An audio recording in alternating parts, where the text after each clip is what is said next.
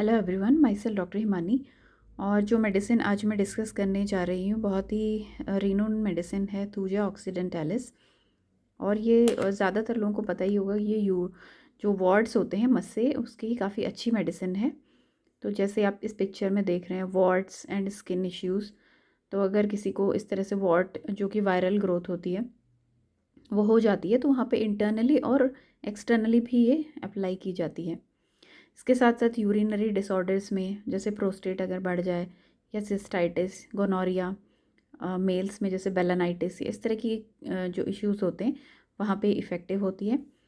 Females में बहुत ही useful है। कई इनफर्टिलिटी के केस हमारे पास आते हैं जैसे सेल्फिंजाइटिस या फिर फेलोपियन ट्यूब ब्लॉकेज के जो केसेस होते हैं वहाँ पे थूजा का बहुत अच्छा रोल है।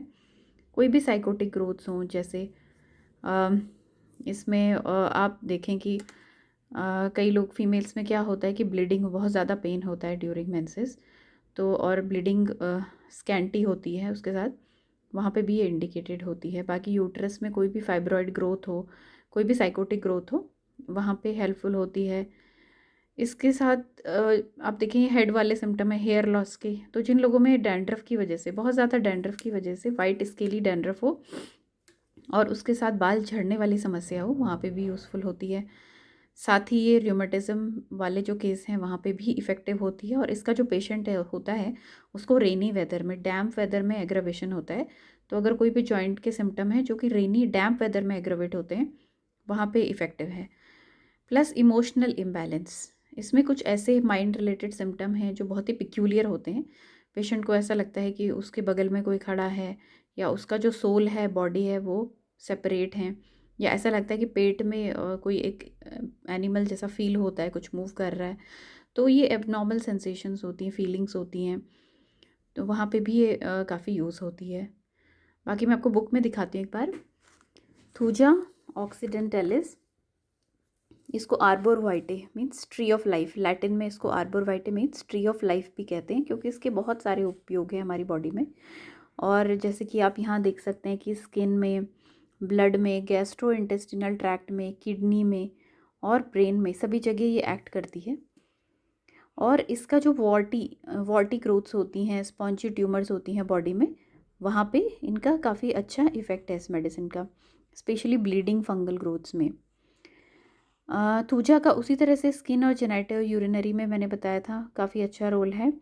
एक इसका इम्पॉर्टेंट सिम्टम है इल इफेक्ट्स ऑफ वैक्सीनेशन। तो अगर किसी ने वैक्सीन ली है और उसके बाद उसके साइड इफ़ेक्ट उसको हो रहे हैं, जैसे न्यूरैल्जिक इफेक्ट्स हो रहे हैं या स्किन में कोई सिम्टम्स आ रहे हैं, तो वहाँ पे भी थूजा यूज़ की जा सकती है।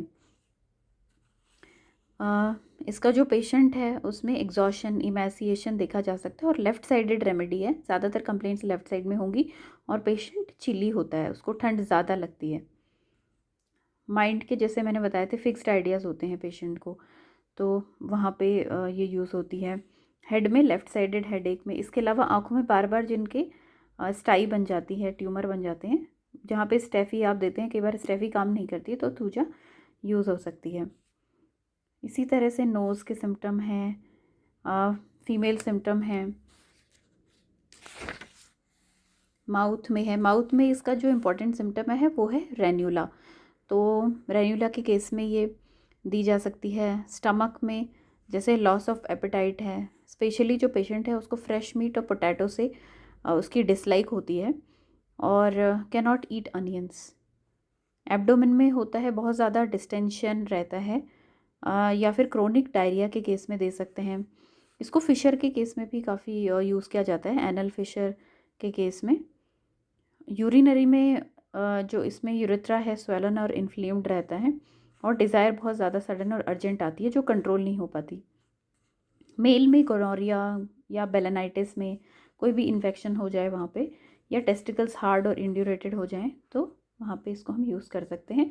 इसके अलावा प्रोस्टेट अगर किसी का बढ़ जाए तो वहाँ पे भी थूजा यूज़ होती है। इसकी जो रेस्पिरेटरी सिम्टम है इसमें आप देखेंगे एस्थमा इन चिल्ड्रन, छोटे बच्चों में अगर एस्थमा हो, जैसे नाइट्रम सेल भी यहाँ पे इंडिकेटेड है, तो आप थूजा की एक डोज वहाँ पे दे सकते हैं।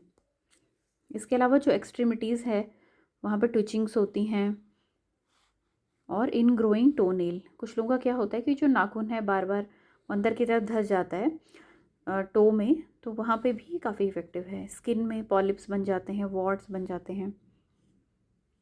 और इंसोम्निया के केसेस में, जिनको बहुत लंबे समय से नींद ना आने की प्रॉब्लम हो, वहाँ पे भी थूजा यूज़ होती है। बाकी इसकी डोज़ आप देखें, लोकली आप वार्ड्स में इसको यूज़ कर सकते हैं, और टिंचर जो है इसका वो लोकली यूज़ होता है, ओरली भी यूज़ होता है, इंटरनली भी आप टिंचर और 30th पोटेंसी तक इसको यूज़ करेंगे तो इसका अच्छा एक्शन है इन सारी बीमारियों में। और जब भी आप इस मेडिसिन को लें, आप डॉक्टर से ज़रूर कंसल्ट करें। Thank you.